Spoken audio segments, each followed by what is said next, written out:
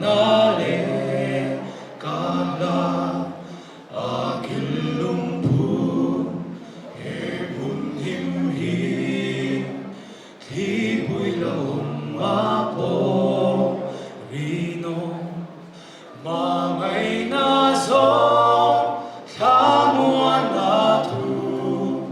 lo na le har san na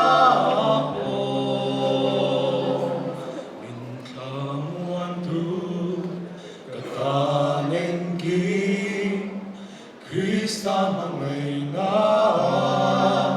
ca đi crosa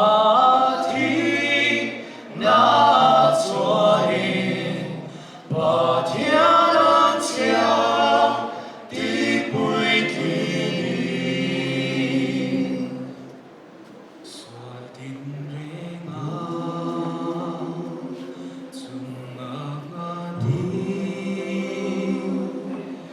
Krista tina Tuikual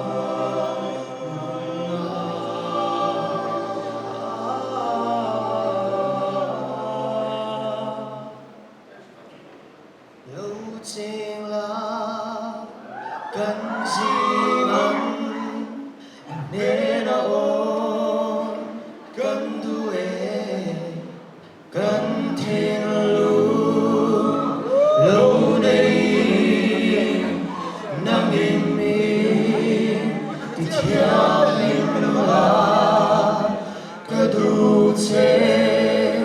lần lý su ta cần đi cần ta đi nằm sâu hi ni cái hình này ngã na cho tua in chung tha và sáng thêm bồi nâng châu hi ni cho tua Pathianni nâng châu hi ni hình này ngã na cho tua in chung tha và sáng thêm bồi nâng châu hi ni cho tua Pathianni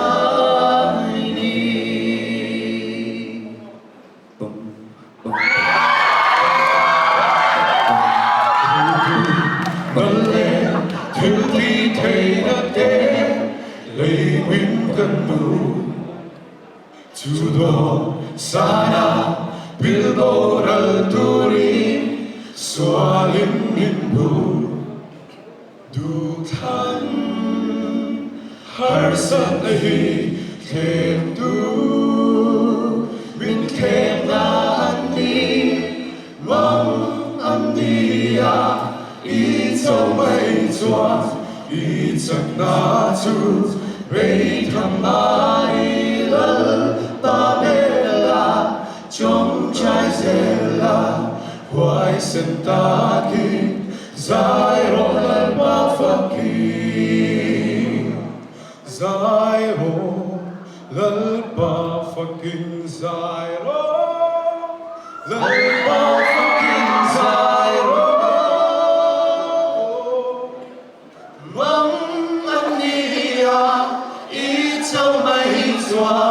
ý chân na chu lấy thầm đi lớn bao bê la trong trái dê la hoài sen ta kinh dài rô lên ba phật kinh mong anh đi à ý châu mây choan ý chân na chu lấy thầm đi lớn ba bê la trong trái dê la hoài sen ta kinh dài rô lên ba phật kinh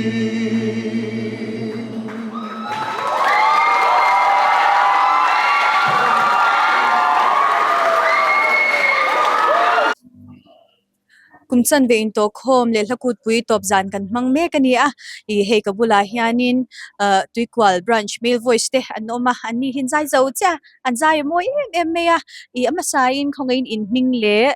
in part sak min shil them Okay hi ramdina kania abes pat kasani Kihi Manuel Ramrata altok sa. Kaming chu Zolania soprano part kasani. Kaming chu Chanve tenor kasani. alo mo me indu angin inibwa sai na angin in ronzai chwak them kanin po sai na ai chuan tem chang zai chedeu chuan kan shria ni chuan in moi kan lo ti em ma ezir chin na phe cha chu tianga in ngai cha in ngai di phe cha in moi kan tle zwal don ani kan lo me Tuikual male voice te